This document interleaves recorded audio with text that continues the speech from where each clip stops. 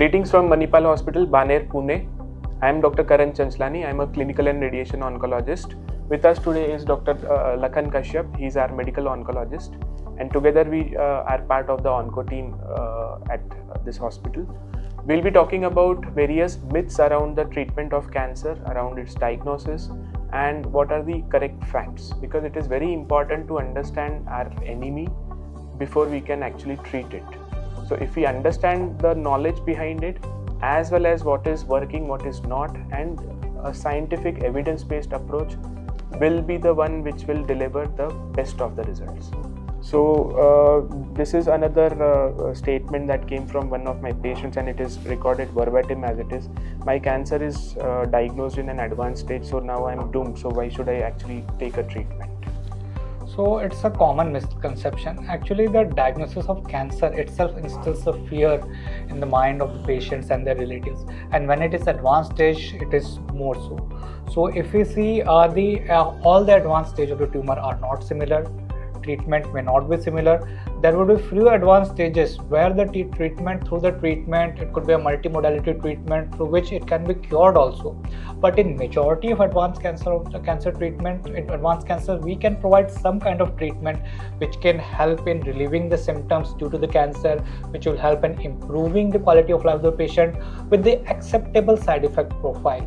And in those patients who are weak, frail, in whom there is no any kind of a treatment is possible, in those patients we can provide certain kind of palliative treatment, certain kind of medications which help them in alleviating their pain, which help in improving the quality of life of those patients. So it's not like that the diagnosis of advanced cancer means it's a doom.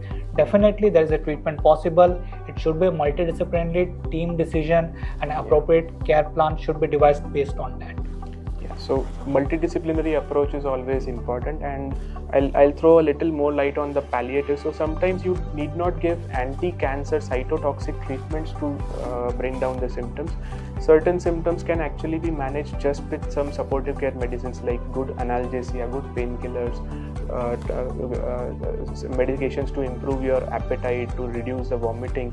So even in advanced stages, nobody can be turned back home saying that jao baba aapka kuch nahi ho sakta.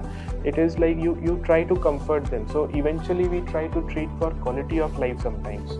Even if they are in the back of the mind, we know that they are incurable, and we discuss these things with the family and the stakeholders also.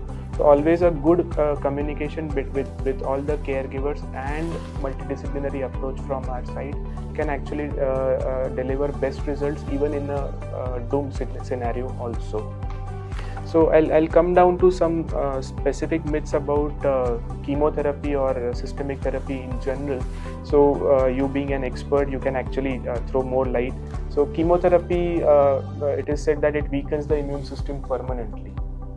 So it's a systemic treatment per se. If we say, it includes not only chemotherapy, it includes also targeted therapy and immunotherapy, which has come up a big way during this time.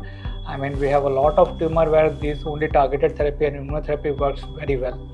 So coming to the permanent side effects, permanent immunosuppressions due to chemotherapy.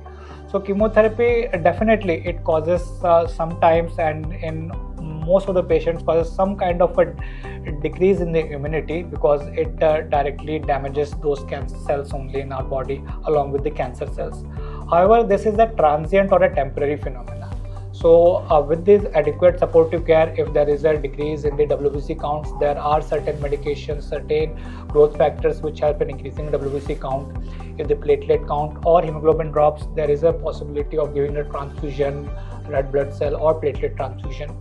And if we see the immunotherapy or targeted therapy, these are not associated with this kind of myelosuppression or kind of a decrease in the counts, and patients are able to tolerate it without undue side effects.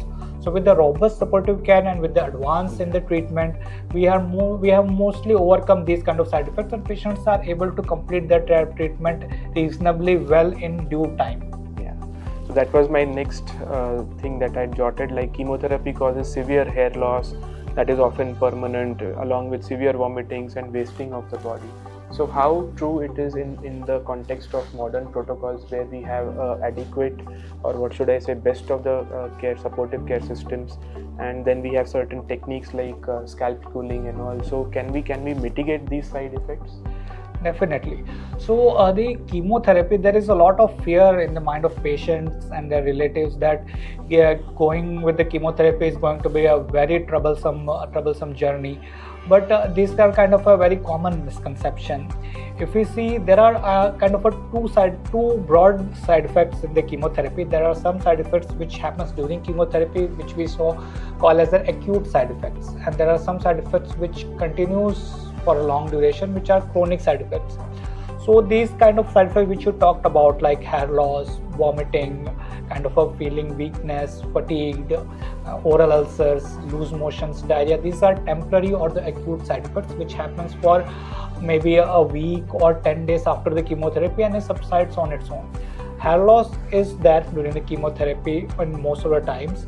However, this is a temporary phenomena, and patients are able to regrow their hair when their chemotherapy finishes, and they are able to have a kind of a normal physical appearance once the treatment is completed.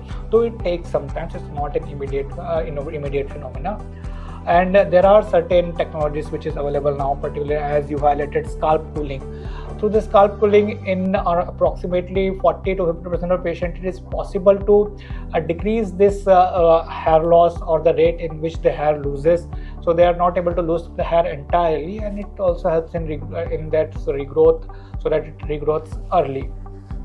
And regarding this chronic or the long-term side effects, we usually monitor the patients for that. And if any patients develop kind of a disabling or kind of a severe side effects which is likely to persist for long, we kind of change chemotherapy regimen, reduce the doses, or if required, we can hold the chemotherapy also. And with the appropriate supportive care assisted with other kind of treatments such as physiotherapy and kind of occupational therapy, they are able to overcome these side effects also. So these are manageable side effects, and the benefit which is there with the chemotherapy far exceeds this risk. Yeah, so the benefits, because there are certain cases like lymphomas or breast cancers where chemotherapy regimens actually form the cornerstone of the treatment. The entire regimen, it may be part of multidisciplinary, but chemo protocols are the ones which are giving the highest benefit in those cases. And these are also time-tested protocols, like almost an experience of 3-4 decades now.